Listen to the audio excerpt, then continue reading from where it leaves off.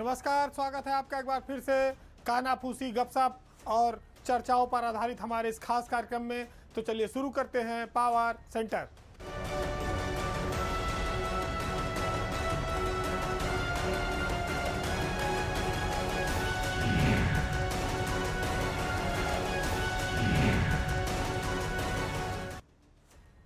योगी सरकार को उत्तर प्रदेश में लगभग पौने 2 साल होने जा रहा है। इस बीच एक भी बार मंत्रिमंडल का विस्तार नहीं हो पाया।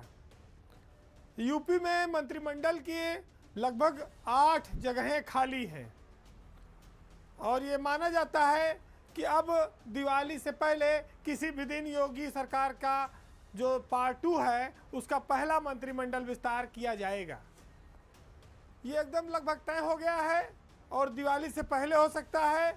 इसकी आधार इसलिए बनता है कि दिल्ली में पिछले 3 दिनों तक चले मंथन में ये बात लगभग तय हो गई है कि उत्तर प्रदेश में मंत्रिमंडल का विस्तार कर दिया जाए।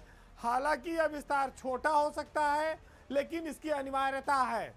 जो सहयोगी दल हैं उनको सम्मान देना है और कुछ 1-2 लोगों को बीजेपी से भी मंत्रिमंडल में मौका मिलेगा। तो ये बताया जा रहा है कि ये जो मंत्रिमंडल का विस्तार है ये छोटा इसलिए होगा कि 3 से 6 लोग इसमें शपथ ले सकते हैं। अब ये किस तारीख में होगा, ये किसी दिन अचानक होगा। आने वाले सप्ताह में ये स्थिति साफ होगी। जब 5 राज्यों के विधानसभा के चुनाव चल रहे हों, पूरी बीजेपी वहाँ व्यस्त है। ऐसे में दिल्ली में गृह मंत्री अमित शाह, अध्यक्ष जेपी नड्डा, उत्तर प्रदेश के मुख्यमंत्री योगी आदित्यनाथ, इन सब के बीच लंबा मंथन चला।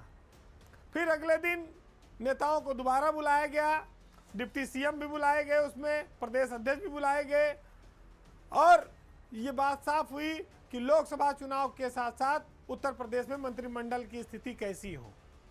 ये बात सब लोग जानते हैं कि भाई दारा सिंह चौहान को मंत्री बनाने को लेकर बड़ी कहानियां रही। ओम प्रकाश राजभर मंत्री बनने के लिए छटपटा रहे हैं। उनको आश्वासन दिया गया था, अभी तक राजभर को मंत्री बनाया नहीं गया। तो इन दोनों को तो मंत्री बनाना पड़ेगा, यानी कि चौहान और राजभर ये दोनों लगभग इनका मंत्री बनना तय है। लेकिन ऐसा कहा जा रहा है कि कुछ लोगों को संगठन से सरकार में लाया जा सकता है। उसमें बीजेपी में बहुत 2 महत्वपूर्ण नाम अचानक से उभरे हैं, जिसमें रामपुर से आजम खां को हराने वाले आकाश सक्सेना को मंत्रिमंडल में जगह दी जा सकती है। एक और नाम बीजेपी से बाराबंकी से पूर्व सांसद रही हैं प्रियंका रावत का चल रहा है। प्रियंका रावत बीजेपी के संगठन में महत्वपूर्ण पदों पर हैं, तो हो सकता है कि उनको भी मंत्री बनाया जाए। इसके अलावा एक नाम और है, वो है सिद्धार्थ नाथ सिंह, जो योगी सरकार में मंत्री रहे हैं, स्वास्थ्य मंत्री भी रहे हैं वो, और इस बार भी वो चुनाव जीते हैं, लेकिन उनको मंत्री नहीं बनाया गया। तो ये जो मंत्रिमंडल का विस्तार होगा, इसमें ओबीसी और दलित नेताओं को बीजेपी ज़्यादा तरजीह देगी। तो जो शपथ लेने वाले लोग हैं उसमें बीजेपी में प्रियंका रावत का भी नाम है और आकाश सक्सेना का भी नाम है।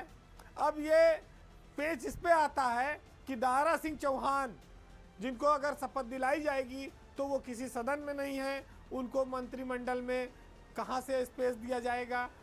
चर्चा एक ये है कि दिनेश शर्मा की जो सीट रिक्त हुई है उस पर दारा सिंह चौहान को एमएलसी बनाकर भेजा जाएगा। तो एक समीकरण है, लेकिन ये जरूर है कि अब जो 1 साल 8 महीने से मंत्रिमंडल टलता चला आ रहा है विस्तार, अब वो करना पड़ेगा, क्योंकि योगी सरकार लोकसभा चुनाव की तैयारी में है। अब केंद्रीय बीजेपी नेतृत्व का सारा फोकस कुछ दिनों बाद लखनऊ और उत्तर प्रदेश की तरफ शिफ्ट होगा। ऐसे में जो अपने सहयोगियों से वादे किए गए हैं उससे पहले उनको पूरा करना चाहेंगे, क्योंकि कल को फिर वही ना सवाल खड़ा करें कि आज 5 महीना हुआ और आज तक कुछ मिला नहीं। घोसी के चुनाव आ गया, उसमें बाधा आ गई। चुनाव हारने के बाद से राजभर रोज एक नई तारीख देते हैं। सारे लोग, अब तो पत्रकार पूछते ही थे, अब तो रिश्तेदार और पुराने जो कर्मचारी सब चपरासी साथ रहे वो भी पूछते हैं कब शपथ लोगे मंत्री जी। और हर बार एक नई तारीख वो देते हैं।